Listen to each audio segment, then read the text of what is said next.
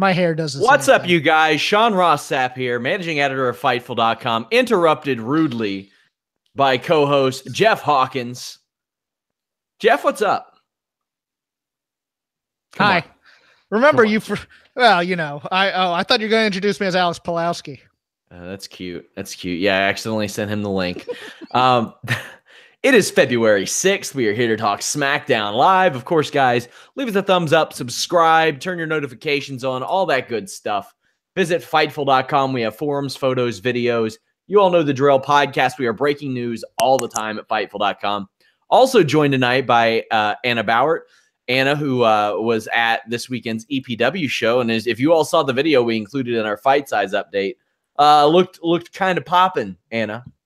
Yeah, that 3 stages of hell match between the Untouchables and the Street Gang Hooligans was the best live wrestling I've ever seen. And I don't know how those 4 men are still standing because that was insane. There was a basketball hoop spot that you haven't seen yet as well, which was live streamed on the Facebook page. I think it's still up there if you want to check it out. Yeah. The Dolphins had something to do with the basketball hoop, right?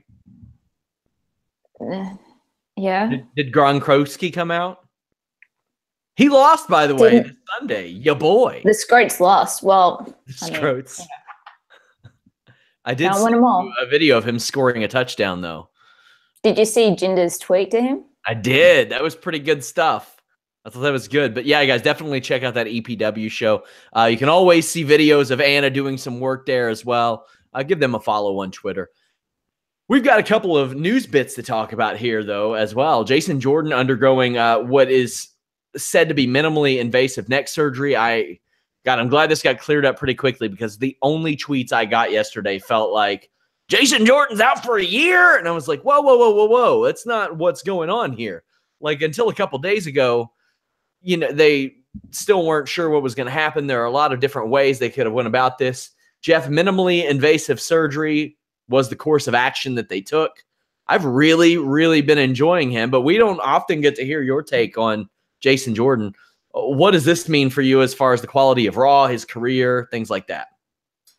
Well, I'm still disappointed that American Alpha did not take off as it was. But for what they were doing on the show, his character progression in the last 2 months has been fantastic. I always love the term minimally invasive surgery. There's no such thing as minimally anything surgery. On your spine. Yeah, it's always a risk. And I just, you know, when they were saying he was losing grip, it reminded me a lot of both Paul Orndorff and Arn Anderson's injuries, both of which were mostly pinched nerve. I think, I forgot the terminology for what happened to Orndorff's arm, but I mean, one arm basically became atrophied. Atrophied. There you go. Thank you. I can't remember these big words this late at night. But no, and you know, when you're dealing with the neck, it's never. It's always a risk, and they may say don't come back and take bumps. I mean, this could be career ending. It happens to a lot of wrestlers, a lot of MMA fighters, a lot of amateur wrestlers.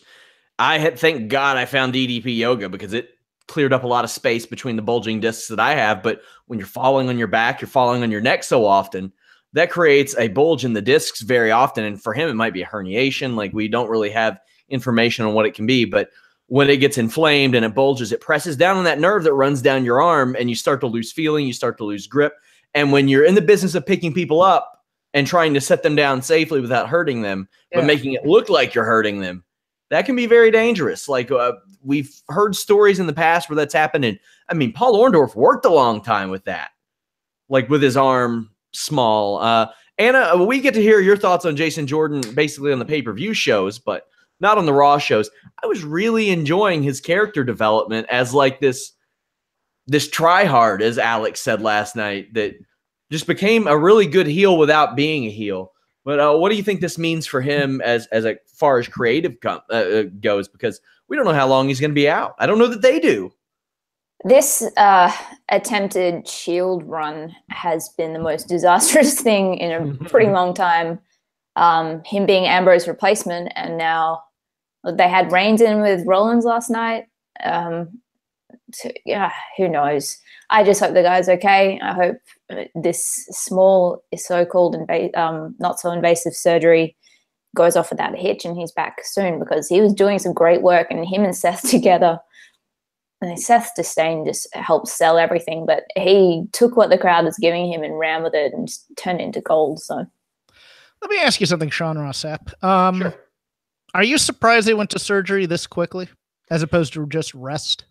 Well, I mean, the thing is, he didn't wrestle that Royal Rumble match because of this. Like, that's Right. why they did all the smoke and mirrors to keep him from really doing anything. So he's known about this for quite a while. And I mean, my thing was, when I didn't get surgery, I didn't have to go bum for a living. That wasn't my living. This is his living. Like, Yeah. he's gotta do what it takes. Like, you can try the yoga, you can try the inversion, you can try all the decompression that you can, but if it doesn't make a significant improvement, surgery is really the best way to just go ahead, get in there and nip it in the bud as best. Right. I was just thinking, because when I tore my knee up, they said, look, try and rehab it, see if it heals on its own first, because they were minor tears in the meniscus and the ACL. And they waited about a month and a half before they made the diagnosis. Yeah. We need to go into surgery. I don't know how long ago this was made. It feels a little quick to just go right to surgery, which is, you're playing a little bit of roulette there. So that just kind of, that's the most shocking part to me. Well, I mean, this, from what I understand, this came up about 3.5, 4 weeks ago. Okay. Because he wasn't on like anything after, I think, the first week of the year, maybe one match. And he was in some stuff with like Reigns and Rollins. Like, he was doing like 6-mans early in the month and things like that. The last like real big singles match that he had was, I think, Cesaro. But I think that he's been feeling this for quite a while. I mean, I had heard that he was having some issues, but I didn't know it was this bad. Like, they kept that under wraps pretty well. Mm-hmm. Also, The Miz, WWE Intercontinental Champion, has signed a 4-year extension per a report from PW Insider. The Miz used to be a guy that we would spend about 10 to 15 minutes on every single week on this show. Now he's over on Raw. He's got the Miz-tourage. Jeff, your thoughts on The Miz signing a 4-year extension? I echo Rob McCarron's thoughts. Should have been a 20-year extension, as far as I'm concerned. This guy should have a contract for life. Give him the Pujols deal, the Albert Pujols deal. As soon as he's done wrestling, put him in commentary or as a manager, and I'm good with that. I have no problem. I mean, I've only met him a couple times socially, but he was always nice. And you know what? I don't knock the hustle. I mean, make that money if they feel look, he's possibly their best PR guy. Oh, yeah. Other than Cena going out there doing the media and that part of the grind of this business, which is, in addition to finding a gym, finding a meal, doing media hits, and then hitting the arena and doing it, without being cranky, without like losing the facade anytime. The man's a professional. Yeah, they kind of, I don't want to say fell into a lull, but they kind of pushed him down that ladder to the point to where he was on like the main events and superstars of the WWE for a while, like those like C and D programs. I don't know if he ever gets back to that low. I think they understand what they have in him, and maybe not WWE Championship level, but I'm not putting it past them to, like, a couple years ago we had a situation where Rollins got hurt and they moved into a Roman Reigns and Sheamus plan. I think that in the future, The Miz will be that stopgap that they need, that versatile player. Anna, by the time this deal is up, and I'm sure he'll sign another one, it will have been 20 years since he was on The Real World. Quite the transformation this guy made. I think it's a complete testament to what he's done. I have never personally met Mike The Miz, so I don't have any personal stories. I don't either. But I mean, the timing as well. His wife's about to have a kid. This is a job where he can work with her. She can, I don't know if she's going to come back on the road with him, but with Total Divas as well and everything, it's a sweet setup. It's good money, and it makes complete sense and he obviously loves this job. He's worked so damn hard for it, and he deserves all the success he can get. Anna Bauert, true or false? If Maurice has not given birth by WrestleMania, Vince McMahon will have a delivery room set up on site in New Orleans. That implies he cares. You know, you were talking about his character. He's only a little bit of edge away from being lower part of the main event card. Yeah. In my opinion. I mean, he's solid now, but if they gave him a little bit more of an edge, probably get rid of the Miz Taraj. He could be in the main event again real soon. I'm just thinking like the Sheamus Roman Reigns program is the one that comes to mind because they had a good program with Rollins and Reigns going there. Rollins got hurt, and it's like, oh, what are they going to do? Who's going to step up? Who's going to be the new guy to get the opportunity? And they kind of shoehorned Sheamus in there. If they would have had a present day Miz back then, it would have fit so much better. And that was when the rosters were combined. They had an entire roster to choose from back then, and that just fell flat on its face. But The Miz signed through 2022, it would appear. So congratulations to him. We have SmackDown Live to talk about tonight. Of course, guys, I have tons of news updates over at youtube.com/Fightful and Fightful.com. I post a lot of YouTube exclusives. They do go up on Fightful.com stories as well. So check those out. Subscribe, thumbs up. Let people know all about them. We started off the night with Shane McMahon and Daniel Bryan coming out. And Shane McMahon, I thought this is what it is. It always is this really, really long opening promo, usually involving these two, that takes forever to get to the point. This was taking forever to get to Shane McMahon saying, Daniel, I think you're living vicariously through Kevin Owens and Sami Zayn. When they started this storyline, Anna, do you think that's what they had in mind? I don't know, honestly. I mean, wouldn't you pick someone like AJ or something to live vicariously through? And it's just so Shane saying that to Daniel Bryan when AJ has been his pawn this entire time. There are so many holes in this damn story. And if they're using this ironically and that, you know, we are supposed to see the irony in Shane saying this, then cool, good job. But I really don't think that's the case. I'm so over this whole thing and opening the show. How many weeks in a row is this where this every week segment? I didn't even care about AJ's cool hair flip when he delivered a punchline. Like, this is just. And then Shane said something like, one of the keys to our success being SmackDown is each and every week we listen to all of you. I'm like, Jinder Mahal, you can never say that again because that will be thrown back in your face from now to the end of time. Like, and you'll have a lot of people that will like, it's just such a weird situation because like, is he saying that in character? Of course he is. But if that's the case, nobody asked in character or out of character for Jinder Mahal to get that push. I mean, there were people that when it happened, they were like, well, at least they're trying something new. Well, that lasted about 3 months. Yeah, and then most people were just crapping on it. But then as this happens, Jeff, there's a giant Rusev Day chant to which Shane says, duly noted. I'm sitting there thinking, like, why wouldn't you just say, yeah, he's got a championship match tonight? Because he did. Because he's trying to remember his lines, probably. Yeah. To answer your question you asked, Anna, I think this was the entire point of this angle the entire time was that Daniel Bryan would be living vicariously through Kevin and Sami. That's kind of what I thought. Can they reference or will they reference, sorry to interrupt, that he can't wrestle and why he can't wrestle? Will they say flat out why he can't wrestle? No, but they will say he can't wrestle because they said it in the promo tonight. So within canon, it's like he can't wrestle, but we ain't telling you why. Because everybody should know. Yeah, there are people at home who don't have a damn clue. Mm-hmm. They think maybe he's in the Mr. Perfect situation. Like maybe he'll come back. Yeah. Maybe he'll just pop up and start wrestling again. It's an odd way. It's just like there's no way that they could imagine that Shane McMahon is a babyface in this situation. And I don't really know that Daniel Bryan is either. They're just a couple of dickweeds. What do you always call them? A couple of taints, Anna? Taints. There you go. Yeah. Couple of taints. Taints rubbing off. AJ Styles comes out and tells them this is getting tiring and to stay clear of the match tonight. Nakamura runs into AJ backstage and says at WrestleMania, he's going to beat him. Are we getting this every single week, Jeff?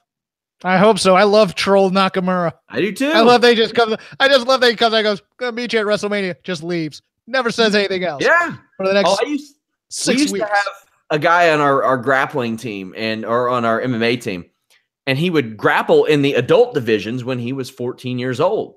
And when he would go up to shake the other person's hand, he would say, "Hi, I'm 14 years old," just to get in their heads. And it would usually work.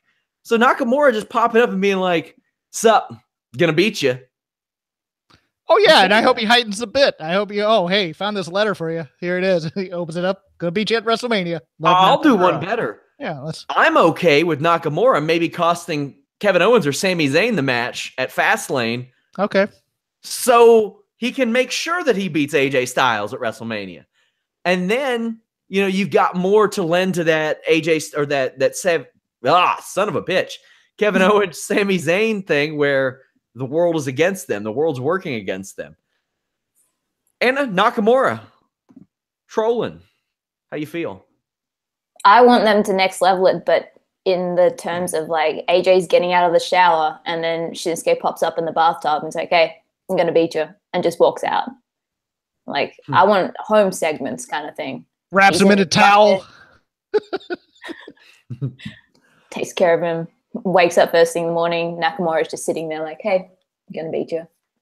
Sitting at lunch. What are you going to have? Well, I'll have the eggs and I'm going to beat you at WrestleMania. Yes, there we go. It's a note in the sandwich, yeah. So I'll skip ahead a bit, guys. There was the top 10 list tonight. And I mean, really, I don't know why I'm talking about this. But here we go. Number 10, Ty Dillinger. Appropriately, they said. Number 9, Randy Orton. Number 8, Becky Lynch, who was not on the show tonight. Ty Dillinger also wasn't. Number 7, the Usos. Number 6, New Day. Number 5, Bobby Roode. Number 4, Naomi. 3, Shinsuke Nakamura. 2, Charlotte Flair. 1, AJ Styles. Now, this is supposedly voted on by all of the wrestlers backstage, or at least voted on by wrestlers backstage. All baby faces. Jeff, how long before they drop this? 2 weeks. Anna? That would require them having awareness. Look, if you're going to put it over as a shoot, don't put Ty Dillinger at number 10 to start it off on the very first week. Kind of gives it away. The circumstance. Just like the Royal Rumble entrant.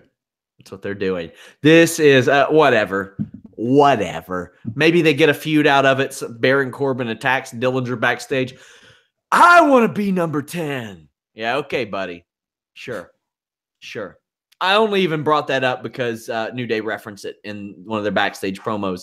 They are backstage answering questions. One is, They're killing Corey. Do you think Corey Graves had a better jab or left hook? This is because Booker T, this is what I really want to talk about. Booker T said that Corey Graves cost him his job at WWE because WWE was fearful of what Booker would do to Corey Graves, and even went as far as to say that if he catches Corey Graves outside of WWE, he's going to kick his ass. Anna, is Booker T shooting or working here? Because it's real hard to tell with this guy. I think he's working. He may have had some issues with Corey, but their commentary the whole time, they had a good banter going. Yeah. With Byron, it's more like, okay, I can believe that if Byron had the ability to punch out Corey Graves, he might. But I just don't get that with Booker. The thing I like about Booker is you can hardly ever tell when he is shooting or working. And this day and age, that doesn't happen very often. Jeff, let's talk about this. Corey Graves, concussion history, in a shoot fight against Booker T. Now, Booker T, in his day, one badass dude. 13 years ago, he beat up Batista. Right now, he's 52 years old. He'll be 53. He can't do a spinaroonie anymore, so he claims. He had elbow surgery last year. Mounts up. He can't work anymore. Who wins a shoot fight? We're really discussing this. Hell yeah, we are. I'm chopping this up. I'm making it a video on the YouTube page. We're talking about it. Booker T shoots hard on Corey Graves. I always go with the guy who served time, so I would go with Booker T. How do we know that maybe Corey Graves didn't do an overnighter? Overnighters a little different than for armed robbery. You never know. You never know. But you know what? I think there's probably a little bit of bitterness here, but I think it's being played up. It's being turned up to 11, possibly for interest in his show. Later on, after the top 10 list is revealed, New Day says 6. That's the percentage of a chance we give Corey Graves in a street fight. That was great. Also, to wrap up, I love the selflessness of New Day. Like, even in their interviews, in their Royal Rumble, like, pre-match interviews, how bad they want Kofi to main event things. Like, they said that they were going to make sure that Kofi won the Royal Rumble and that he became WWE champion, and that continued throughout these. Anna, very low, probably also about a 6% possibility. Do we see Kofi Kingston get a WWE championship match this year? Not this year. I mean, if there's a ton of injuries and they have to, he's not winning it. There's too much money in the New Day. I did not like these spots. And I get where you're coming from with that, but this was it. I was like, oh, cool. Sesame Street's teaching us about friendship today. The only reason I'm even talking about this is so we could touch on the Corey Graves Booker T thing. I don't really give a shit about it. Number one, we have to give props to Xavier Woods' Aaron Burr shirt. I think that was spectacular. But I disagree. I don't think Kofi gets a big pay-per-view title match, but on one of these throwaway SmackDowns, sure, why not? Pay off the story. I could see it. Charlotte defeated Liv Morgan with the Riot Squad. I don't have a damn clue why the Riot Squad are or were ever a thing. We're past the point of this being like some sort of tie-in with Absolution. It ain't. It's not. It truly was just lazy ass writing and booking. And as I mentioned on Twitter, I like the parts. I just don't like the sum. I don't like everything that these three have become because it's really pointless. And I just don't get it. Charlotte dominates Liv Morgan pretty heavily early on. You eventually get the basic heel cutting off the baby face, putting her in like the straight jacket hold type of deal. Back after the break, Charlotte lands her cool little neck breaker and a spear on Liv and Logan after she gets yanked off the top rope. The Riot Squad get chucked out when they try to get involved. Charlotte hits a big boot in the figure 8. They said that Charlotte asked for this match after the attack last week. Anna, is going anywhere else? And what did you think of the match? How bored must Charlotte be if she's deciding to pick off the Riot Squad one by one? Like, that's a good summation. That's a good summation of the women's division right now. It's like, well, shit, there's nothing else to do, so what's up? It's still, and this is not really actually anything to do with the in-ring or the characterization. It's just to do with how they were introduced and how they've been built ever since. It still looks like, tonight looks like trainee versus trainer in a match. And the only way that the trainee should get the upper hand is if she's playing really dirty. But, obviously dirty. And this is the issue I've had with the Riot Squad from the beginning, is especially because they have come up from NXT, but there's something about the presentation or the music. I don't know what it is, but it just makes me go, the only way that you guys can win is if you cheat. And being heels, it's kind of, that's obviously the way to go, but the way that it's being done, it's the way that the other women are selling it or the way that commentary is selling it. I'm not entirely sure what it is, but they are presenting them as if they're equal competition, and they have not proved that whatsoever. Yeah, There's no reason for me to believe that. Yeah. So when this shit happens, it's like, why the hell would Charlotte care about these 3 little girls? Why would she actually look at them as if they're real competition? That's why I'm like, okay, she must be bored. There is nothing else to do in the division. So she's going to pick off these girls until WrestleMania. Sarah Logan snarls at people. Ruby Riott tells everybody how stupid everything that they like is. And I don't know what Liv does. Liv loses matches. Jeff, your thoughts on this entire situation? There's literally been no characterization of these three since their debut. They are women in shirts. That is not true. Sarah Logan eats game meat. And that's it. And has bad metaphors, yeah. Hell yeah, she does. I'm of the opinion that Liv is a little bit in over her head right now. I agree with Anna's assessment. It looked like trainer versus trainee. It looked like Liv was trying to remember the dance steps as she was going through the match. Her offense wasn't very crisp. It wasn't very good. And you know what? I juxtapose it with the Raw women right now because they've finally, I think, gotten something right in terms of what Sasha and Bayley can do in terms of long, good matches on television, and finally trying to figure out, oh, well, maybe that's a good way to get them over. Meanwhile, Charlotte and Becky, the other two horsewomen, and I'm a ride or die NXT horsewomen person, are dying on the vine on this SmackDown roster, trying to, you got Lana, you got Tamina. Carmella's an interesting character, but she's not going to give you a great match. Naomi is hit or miss. I wouldn't know. I haven't seen Carmella work a long match in so long. We haven't had long matches, and what happened on Raw was they finally figured out, oh, by the way, our champion hasn't defended her title since October because we've been trying to build up Nia. And on this other side, we haven't been doing anything other than throw everybody in the match at once. Yeah, Carmella could be the great Sasuke for all I know. Like, I don't know what she can do anymore. I don't know. I'd ever see her wrestle for any extended period of time. And you had these three come up, and Ruby Riott, sure, why not? I look at that NXT roster, and I'm like, my God, there are any number of people I would have. Nikki Cross should have came up before this. Ember Moon should have came up before this. Now, granted, I know based on where they are, they can or can't. Billie Kay, Peyton Royce, Shayna Baszler would have been a better choice to bring up as opposed to Sarah Logan at this stage. I would use the metaphor they're playing a bit scared with the women. They're afraid of throwing them out there for a while because they're afraid someone's going to get lost or someone's going to have a bad match and then the crowd's going to turn on. So they leave these short matches, but then it leaves people like Charlotte and Becky nothing to do. Well, hey, that's why you bring up an Ember Moon or a Peyton Royce, so you don't have to worry about that. My God, it's such a weird thing. And I mean, like, hey, I'm pulling for Sarah Logan because the only Kentucky representative in WWE that we had for a long time were Eugene and Hillbilly Jim. I guess you could count Rob Conway. He pretended to be a French guy, but yikes.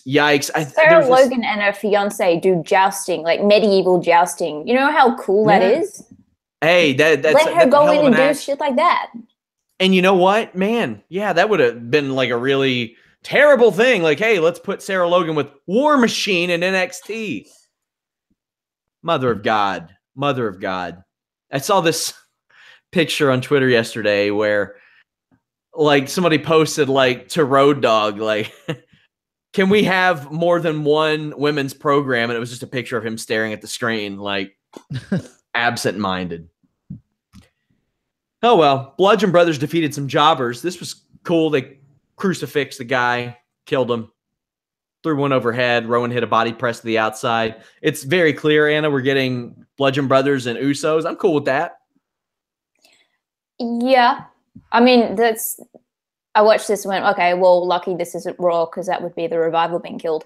But it's gotten to the point with the Bludgeon Brothers where it's like, okay, you have to move on now. We've seen this. And it's not like that with Strowman initially when they were showing off his monstrosity with killing all these jobbers because, you had one, you had him facing two, you had him facing four, and just kept building. This was just same thing every week. They slap each other in the face and kill a couple of guys. My only issue with the Usos thing, and this is just from watching them stand across from each other tonight, you look at the Usos and you look at the Bludgeon Brothers in terms of appearance. That's it, their clothing. Bludgeon Brothers look like jokes. And foot soldiers from the Ninja Turtles. They look horrible. Those outfits are horrible. And then the actual bludgeoning tools, it's just next to the Usos. Come on, guys. You look like dorks. I agree. The Usos cut a promo afterwards, and they very explicitly talked about the arrest. Straight up referencing it over and over again. Jeff, did you think that they were going to do this? I mean, they kind of alluded to it before. I like the edge. I do. And they did last week as well a little bit, but I'm on Team Anna on this one. I want to see, as opposed to walking around the Bludgeon Brothers, I want to stare down. I want them in each other's faces. I want two teams that are angry at each other and do mean things to each other, because I loved this Bludgeon Brothers squash match that was on tonight. That's how you get over a team like that. I loved it.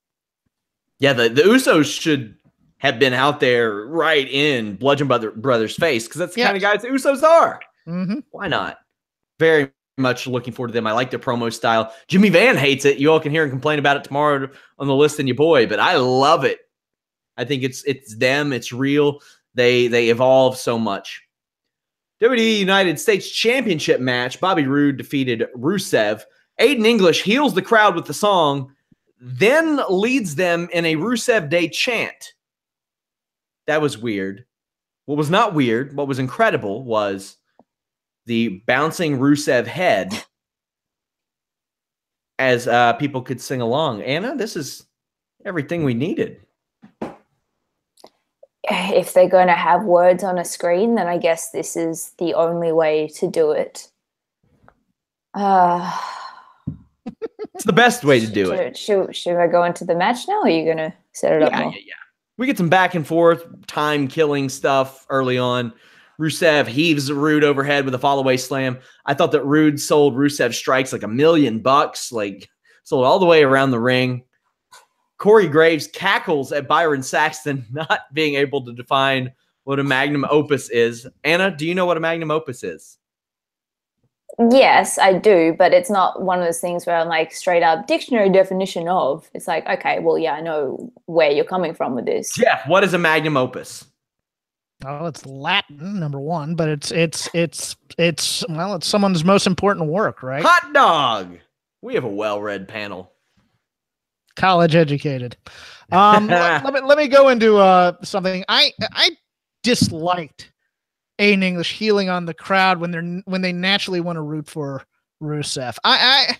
They do this with their heels, and it confuses me in so many ways. They want a audience interaction, but at the same time, they want them to boo the guy. You can't have it both ways. You can't have the Fireflies at first. Now you can, but because Bray's just dead as a character. But like with Elias and the walk with Elias and who wants to walk with Elias and with Miz and the Miz TV sing along stuff, I think it really, that's how you get people not to be into your heels. You're supposed to boo heels. You're not supposed to sing along with them in many ways. And in some ways, this is kind of an offshoot of the Attitude Era with The Rock, but in others, it's just really not wanting to be as straight ahead with heel face dynamic as they just want to love these guys so much. And they're entertainers. They're entertainers on a show. That's what they are. Yeah. Well, I find Bobby Roode much more entertaining in the ring as a baby face. Like that's the case with a lot of guys that can do more exciting stuff. But when he's in the ring, I see what everybody has touted for a decade. When he's a heel in the ring, I see that plodding, slow style that doesn't really appeal to me. It doesn't seem as special to me. There's a spine buster from Roode that hits as we come back from a commercial. Roode kicks out of a Rusev kick, and then they tussle a little bit in and out of an accolade attempt into a couple of pin attempts. Glorious DDT. Bobby Roode wins. Pretty good match. Anna, what did you think? I thought they would pull the trigger on Rusev here. They listen, but I mean, granted, that was in kayfabe. So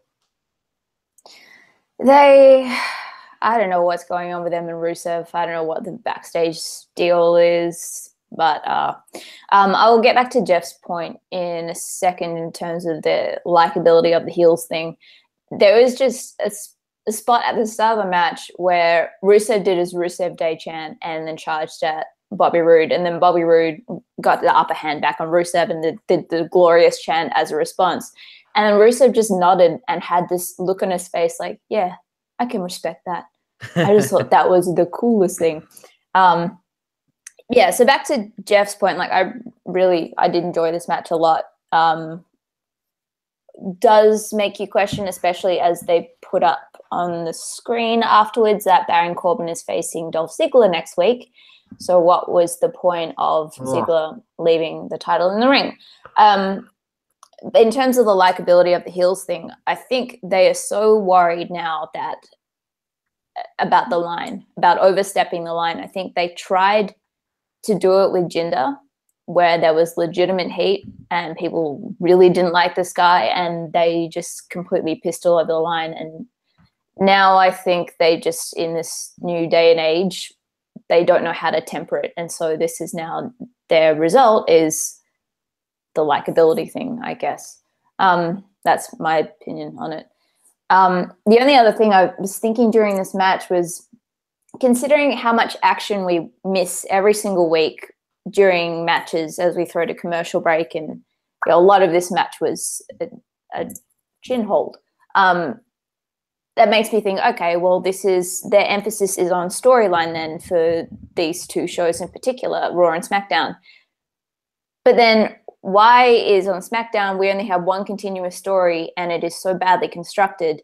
And it just made me think about where are their priorities at? Like, what are they actually trying to do with these weekly episodic TV shows? Because it seems so confused right now as to what the point is. It's like they started off with this intention years ago, and then it's just become this other thing that's gotten out of hand. And there's so many cooks in the kitchen at the same time not getting a say, and then it just comes across as this really confused product. Like, what am I watching at the moment? Because it isn't about the wrestling, but it's also not about the storyline, because there is only one real storyline in this entire 2-hour show that has been actually of substance. That's what I got from this match. And there are a lot of key players that aren't on this show. Like, there's no Becky Lynch tonight. There was no Baron Corbin, who they protect to a degree on this show tonight. Like, we just got an announcement that he'd be facing a guy, as you mentioned, hasn't been around. What's the point? It's hard to convey into words, especially after following what you said, but they lack any real interesting direction. This is really just the, hey, this is what one guy wants type of thing. Jeff, what'd you think of this Rusev Bobby Roode match? I thought it was pretty good. I like Bobby Roode's white robe. I think that's a pretty slick look, to be honest with you. I think these two work quite well together. I actually, and Rusev was looking strong. Last week I thought they were going to put the belt on him and possibly turn him babyface, but after I mean, that was the other problem with the Aiden English intro was it totally made me realize, nope, they're not switching the belt or doing anything tonight with the guy. Get back to Anna's point a little bit. They fear heat. They fear actual heat. So they do the kind of the cheat type of stuff. All the bad guys are kind of cartoonish and they're cheating and things like that. They fear heat because of the sponsor thing. And it goes as far back. I mean, I remember having this talk when the Nexus debut happened and Daniel Bryan ended up getting fired that first time for choking Justin Roberts with the tie.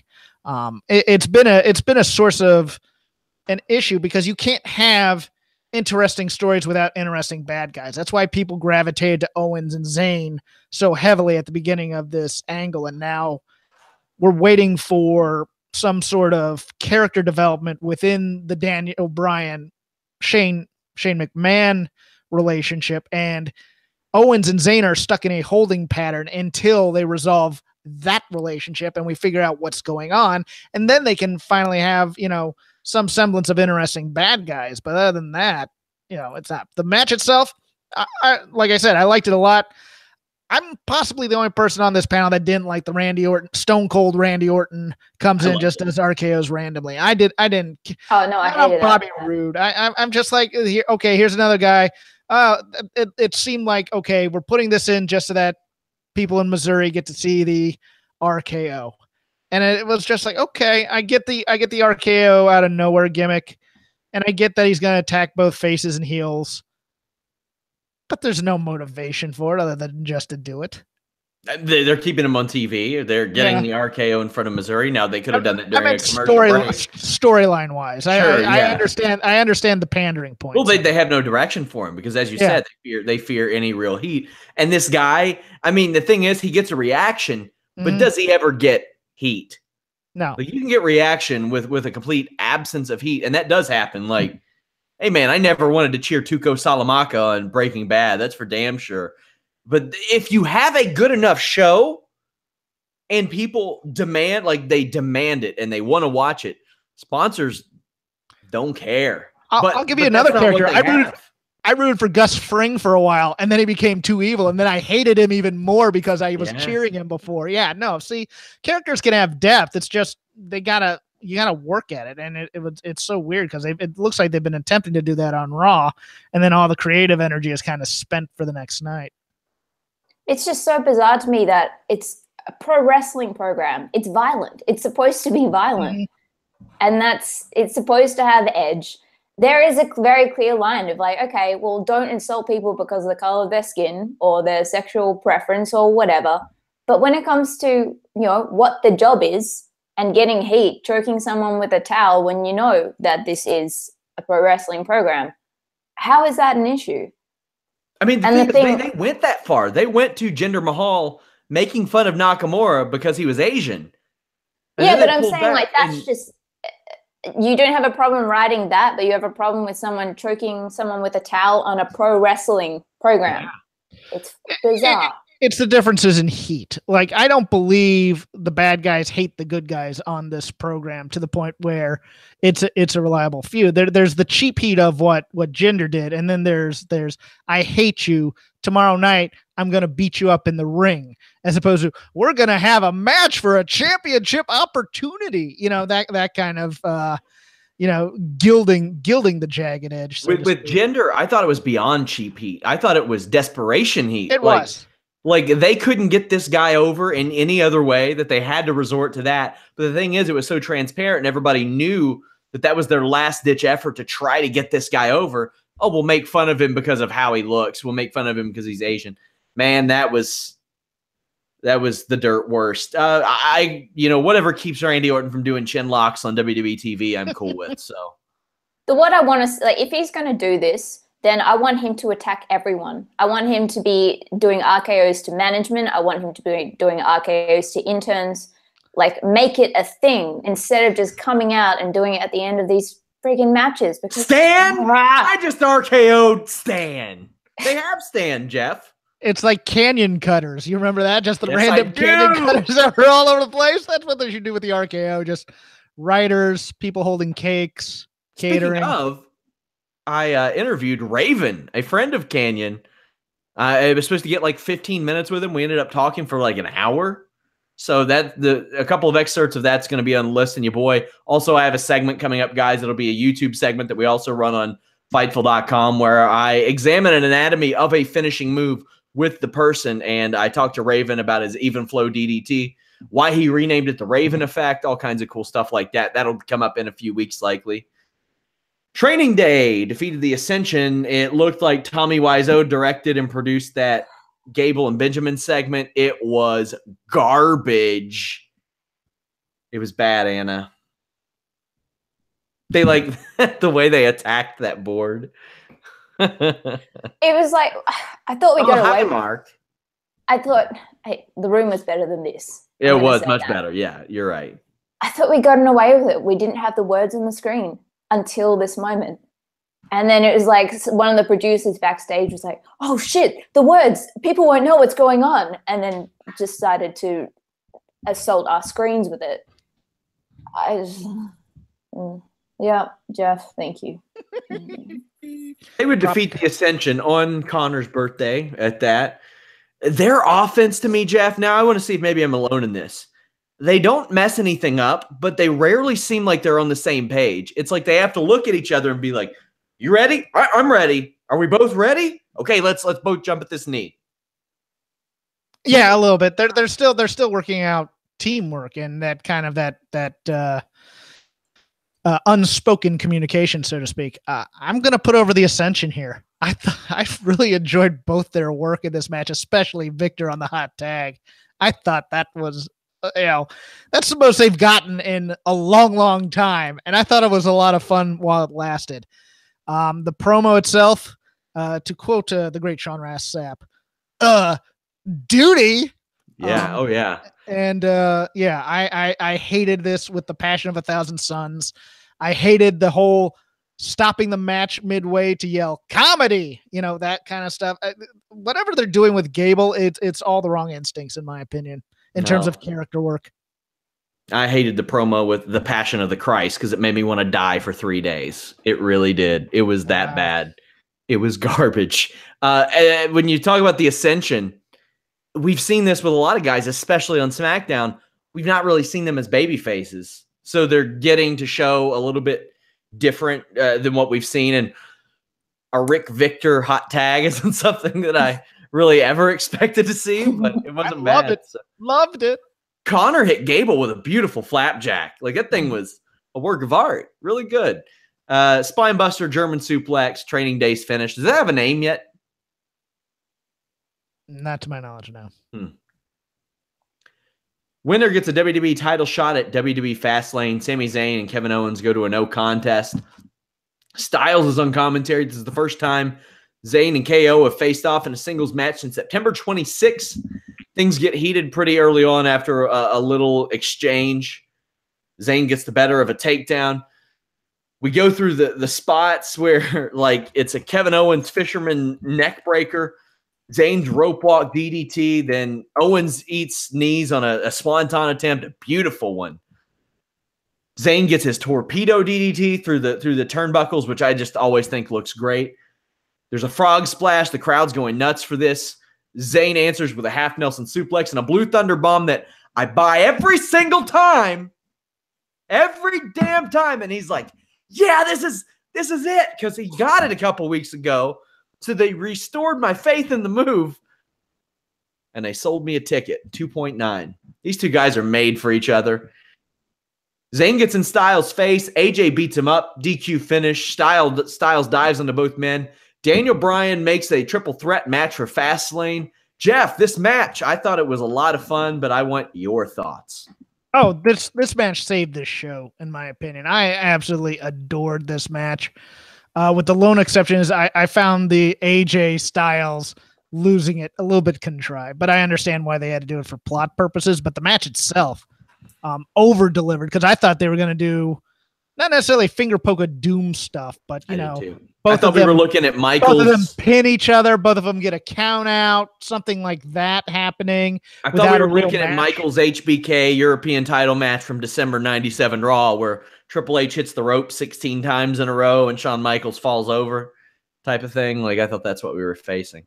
No, but overall, I mean, this match over-delivered for just a basic weekly TV match. I thought that was great. Really good stuff. Anna, your thoughts on this and this triple threat match at Fastlane? Is this where the Kevin Owens, Sami Zayn thing comes to an end at Fastlane, or is there some fuckery afoot, as they say on the streets?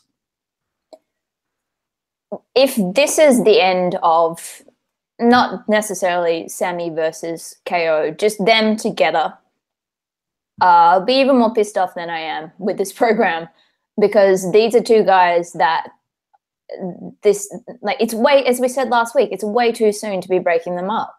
And I sincerely hope that this is just, if something happens like Nakamura coming in and screwing them over, then that brings them back together, because otherwise this is just a complete waste of them.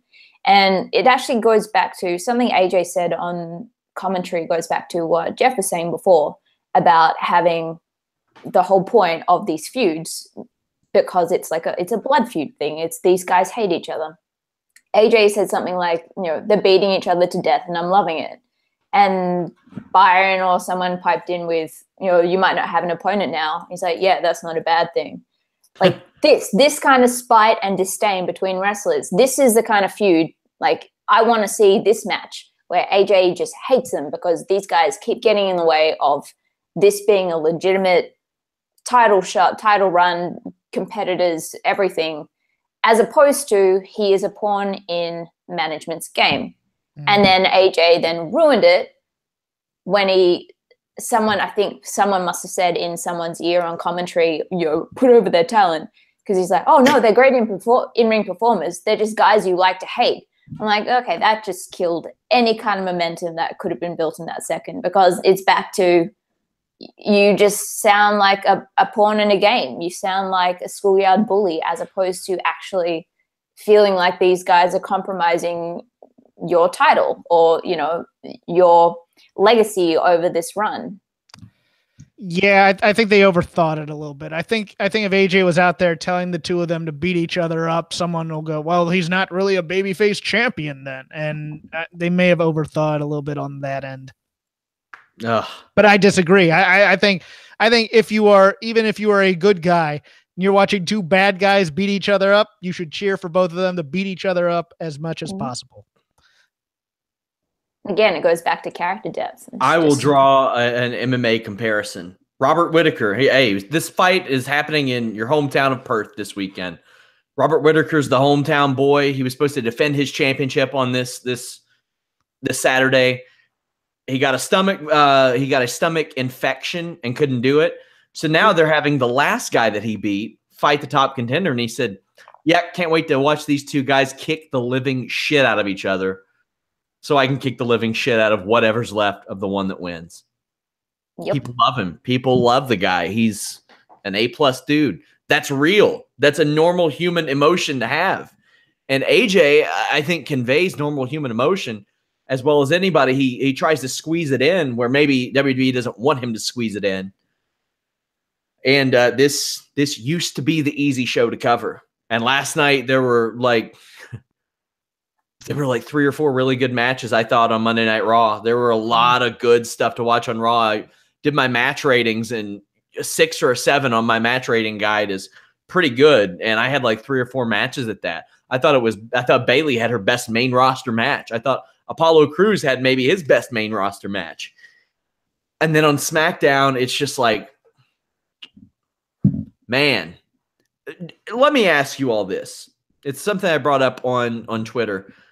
The absence of talking smack has created such a void to me, because it made me care about these people so much. Like, I watch like WWE 24 and I watch mixed match challenge promos, and I'm like, ride along, and I'm like, oh, there's Naomi. She's really fun to watch. She's really interesting. She's really like charismatic and charming. And they get her on TV and they give her this drivel to read. And it's not her thing. It doesn't fit her very well. But I watch Mixed Match Challenge. I watch all those things I just mentioned. I watch Talking Smack. And I just think that she's magnetic on there. And that happens with no shortage of stars. Anna, am I alone? Like, even though sometimes it didn't even contribute to any sense of a storyline, but it made me connect with these people on a personal level much more. But yeah, exactly, because it was getting their characters over and it was giving them depth, which the show doesn't have otherwise. I'm learning, because I help construct the promos at EPW, and I'm learning that, sometimes the booking doesn't come into really late. Okay, we need to get a promo done. Let's focus on getting the characters over then. That's kind of the whole point. And then who knows what can grow once you actually have solid characters to work from. Whereas I just don't understand. That's what I was saying before. Like, what is the point of this show? It's not about the characters. It's not about the wrestling. It's not about the story. It's about McMahon's. Like, what? Why am I watching this now? Jeff, what do you think of this? Look, the thing I watch the most on the network is old studio wrestling. I watch a lot of the 605s from my youth, where it was just, you get guys in a small studio. They have a squash match for 30 seconds. They come in. You have 2 minutes to talk. Say something. Say something relevant. Bring us into the building. That's what I loved about Talking Smack, is once you got rid of the heavy marketing, hard sell facade, you could really get moments of real humanity. And yes, bad guys are real people too. And you could get a lot of the depth in the character development in there. And Daniel Bryan was such a great troll to bring out certain aspects because they weren't concentrated on, catchphrases and, and slogans and all these other things. And they could really focus on saying something that mattered. And, look, everybody points to The Miz as the high end on many of those shows. And it's true. And that's why Miz is on Raw today. And that's why he got yet another great contract extension earlier in this week. But it did so much for so many people. For Alexa Bliss going on that show helped her be more comfortable when she got on the quote unquote A show in front of all those people. She had learned how to react. She had learned how to do snappy comebacks to other people in a genuine way. And then when she got the crappy scripted dialogue, she could actually then imbue some actual real emotion while portraying those terrible lines that she would often get. I mean, I'd love to bring this back and then put someone like a Bayley on there because they were so lost with her character for so long and thinking, well, we have to do the hugging teenage friend type thing as opposed to, champion type thing, but we don't want to push her too hard on that. She could really find herself on a show like that. And look, promos to me are the heart of wrestling. It's fake fighting and talking smack. And that's all I ever wanted out of wrestling. And you're right. I mean, it was such a joy to watch that half hour of talking smack every week after SmackDown when the Usos came on, when someone else came on. I'm sorry, I'm filibustering here. And when you had I miss it more than anybody. Renee Young, yes. One of the best in the business. Renee is such a good, and Renee is a great straight woman, and they didn't give her enough credit for that. Yeah, many times she would just just her reactions of hearing something ridiculous and actually being able to react rather than stare off into space for 5 seconds, and then really helped make that. You have Daniel Bryan there who doesn't give a shit about anything. That was the perfect combination. He's pushing people. That's all he was doing, was pushing people to be better on that show. I keep thinking about this 2 episodes of The Walking Dead, which, spoiler alert, I guess they were a while ago. But they weren't necessarily my favorite episodes, but they were that well written. And one was when the governor came back after being disappeared. He disappeared for so long. It was just his episode. And we all thought, holy shit, he's changed. He's a good guy now. And the end of the episode completely flipped it on your head. And then the other side of that was this episode where Carol and Maggie, and I think one other person, were captured by these other people randomly. And by the end of the episode, they managed to kill every single person. But they're the good guys. But you saw their internal conflicts. You saw what being their captive meant to them, what was on the line. So you felt for them. It didn't make them, oh, shit, they're bad guys now because they've just gone and killed everyone. It's the same with the governor. You saw his soft side. You saw why he loved these people, but he's still a dick. He still is ruthless as shit. This is character dimension. And you're a TV show. You're a weekly episodic TV show. Do your job. Breaking Ground made me care about Baron Corbin. And that is not easy to do. Boy, that show did a lot for people on that. That wasn't like one of my favorite wrestling shows at the time. That was one of my favorite TV shows. Period. I thought it was beautifully crafted and done so well. And I think WWE is doing a real disservice to themselves by not having Talking Smack. I would move a Bayley to SmackDown and have her on Talking Smack doing stuff like that. We'll talk more about that. I think they have a real chance to spice SmackDown up here in a couple months, and they really need to do it. Anna, before we go, tell people about EPW and where they can follow you on Twitter. I'm at Anna Bauert on Twitter and Instagram. It's Bauert. And follow at EPW Perth on Twitter, Facebook, and Instagram. And we have our show on Saturday night, which was pretty damn incredible. Like I said at the top of the show, the best live wrestling I've ever seen. And we had some really cool spots, a really cool debut of Monsters, pretty much. So that's going to be on video on demand on our Vimeo from the Vault from Friday. So if you follow us on Twitter, you can see that. And we have Progress versus EPW officially on sale, and that is for April 18th. And Oh, my dreams are coming true with this happening. Jeff can be seen on a Fightful.com alternate commentary podcast that dropped, Elimination Chamber 2003, where it's from SummerSlam 2003. Jeff, I went the opposite route. On Royal Rumble 2005, I did all this preparation. I walked into Elimination Chamber 03, and I was like, no fact-checking, nothing. And then 12 people told me that the reason that Triple H wore spandex capris was because he was nursing a groin injury. Oh, I saw all those yes. too. Yes, thank you to you guys, but it was still a lot of fun. We have the Extreme Elimination Chamber coming up soon. Myself and Anna are going to film a couple of WrestleMania ones. Oddly enough, one featuring Raven, and I got to talk to him about the match. But Jeff, tell people what you're up to this week. My favorite bit of yours on those things is always I'm trying to keep this timeless. If you haven't listened to Rob and I's 2-hour post mortem of Royal Rumble weekend, there are a lot of people saying it was our best episode. I am always continued excellence. Rob finally stepped up his game. But this week we'll be going over what I thought was a very, very fun Raw. And anything else that went on in 205 and NXT this week. Follow the show at Shake Them Ropes. Follow me at Crap Game 13. And much like Anna has never met The Miz, I have never been to EPW yet. Yeah, no? I'm gonna get check it out. Check it out on video. There. Cut some promos. Get me booked, Anna. Get me booked. I'll throw out a couple. What's up, you guys? I'll take the frog splash. I'll take it off the ladder. Why not? Why not? Guys, Wednesday, 3 p.m. to listen, your boy, the flagship podcast, the Fightful.com, Fightful founder Jimmy Van, and your boy, we're joined by Raven.